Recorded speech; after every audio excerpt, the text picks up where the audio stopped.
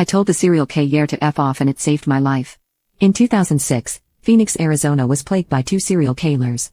One was the Phoenix shitter who ended up being a team of 2 guys randomly sh-88-ing people, and the other was the baseline killer, a pissed and murderer. Having 2 serial killers put the entire city on edge, and everyone was talking about it. Now, Phoenix is hot in August. It would get stuffy in my apartment, and so I'd leave the window cracked a little because the morning air is nice. The blinds provided visual cover. One morning, a strange sound woke me up. It was the crack of dawn 4:45 a.m., and the sun was just barely coming up. It was the sound of someone lightly tapping on the window and it seemed intentional. In my tired state, I figured it could be a bird or some branches or something trivial. Tap tap tap, silence. After about 90 seconds of nothing, the tapping returned, and it was absolutely purposeful. I was positive it was a human producing this noise. I thought it was my boyfriend, who thought it was cute to try and scare me sometimes. I decided I'd be a bit of a brat and make him wait, but I was also getting really angry. How dare he pull a prank when I'm trying to sleep? This is just like him. I'm going to give him a piece of my mind about disturbing my sleep like this. Tap tap tap. At a certain point, I got up to get a glass of water, still being in the mindset of wanting to annoy my stupid boyfriend who thought this would be funny. But I saw some movement through the slit in the blinds, and I marched over and yanked the blind so I could see. Definitely. Nat. My boyfriend. I said very loudly, "What the F?" He sort of seemed taken back by my anger, but only slightly. The man I saw will be with me forever, or more specifically, his eyes and the feeling they gave me were insanely creepy. Honestly, words can't do justice to how terrifying his eyes were. They looked like black orbs with no white in them, absolutely. Predatory. When I see pictures of Ted Bundy or Charles Manson, that's exactly what he looked like.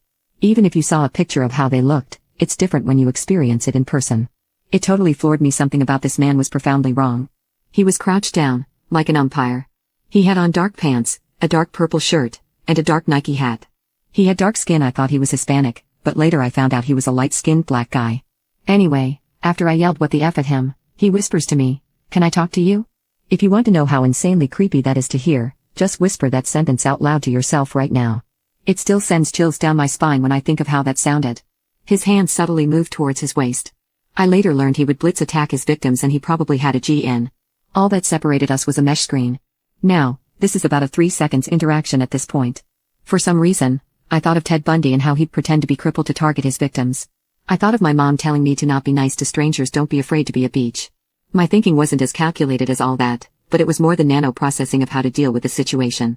So, when he whispered that, I started yelling at him, "Hell no, get the F out of here, douchebag." I shut the window angrily and locked it. I can't overemphasize how incredibly irritated I was that this person had the audacity to disturb my precious sleep. I laid back down and wondered if I'd been too mean. What if he needed help? But that didn't really make sense. Why would he be, like, tapping and whispering if he was truly in trouble? I decided he was a creep after all. I was too annoyed to go back to sleep, but I sort of laid back down. I told my roommate about an hour later and she sort of jokingly asked if it could have been the baseline killer. When she said that, my heart sank. His face looked exactly like it did in the police sketches that were on billboards everywhere. The only problem is that those billboards showed him with dreads, and the man at my window had no dreads. Apparently, he was some sort of disguise artist who'd wear wigs. I called the Phoenix police, and the detective I talked to agreed that it sounded like his MO. The suspect would say something to throw off his target, and then he'd blitz attack. The detective said that my angry response probably made me seem like too much of a hassle and moved on. The only problem was that I thought the guy looked Hispanic, and the detective said many witnesses described him as black. I thought they might want to come out and try for samples or surveillance video or something, but I didn't hear back from the detective. My parents freaked out. Then got us not base, pepper spray, and put up signs. Edit, we learned another tenant had complained that same morning. This idiot was apparently going around the damn complex trying to find a target. The stupid apartment wouldn't let us out of our lease, so we moved to a second-floor apartment right above our old unit. On September 4, 2006, they arrested Mark Goudeau. I think the detective didn't call me back because they were days away from arresting Goudeau. When I saw his mugshot, I was sick but also relieved. He was absolutely the guy outside my window. He's on death row in Arizona now. His wife tried to mount some campaign to show that the police were framing him or something. On a personal level, it certainly would make for an interesting coincidence if this poor innocent man who they framed was also whispering like a creep and tapping my window. I can't think of something more scary than a serial killer tapping on your window.